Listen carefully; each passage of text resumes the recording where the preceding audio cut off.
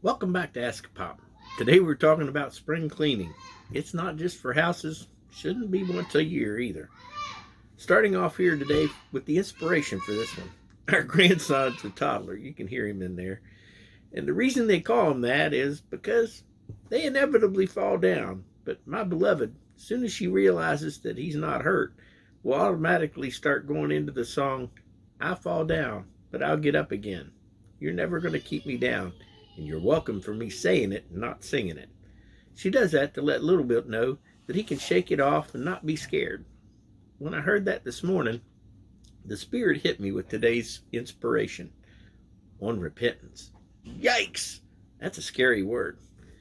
In short, it means to turn away from what's keeping you from God. And let's try and look at it the way we look at everything today, with our phones. So, are what you doing that's so bad that it needs a factory reset? That's kind of harsh. And that's kind of the route that a lot of people want to take when they first find Christ. And you know what? That's really, like I said, it's harsh. And it ends up making a lot of people kind of scared and want to really run away from it. So that might be not the first route that you want to take. So maybe is it not that bad? Just maybe like an app that needs to be uninstalled or pruned? So that's not so drastic.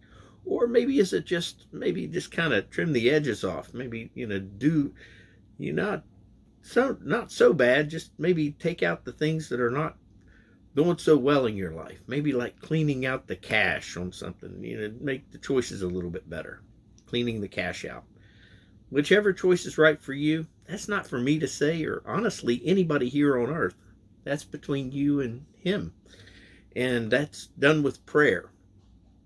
Phil Robertson from Duck Dynasty, he said in a testimony once something that I'll never forget. He said right after he got saved, he was scared to death. He was talking to his preacher and he's like, what do I do now? What do I do? What do I say? What do I read? His preacher said, stop, breathe, and what you're going to do is I want you to remember to love God, love your neighbor, and remember, you're going to mess up. And when you do, I want you to remember to love God, love your neighbor, and remember, you're going to mess up. And remember, what you do is, you know what? I thought that was the best example of repentance that I can ever give.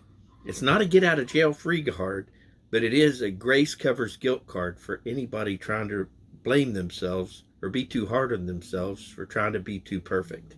Just a thought from a guy that does get knocked down but tries to get up again. The Bible verses today are Matthew 3, 1 through 8, and John 15, 1 through 11. As far as questions go, how do you feel about repentance? Are there things that you find it tough to take to God or hard to prune out of your life? God bless you. Have a great day.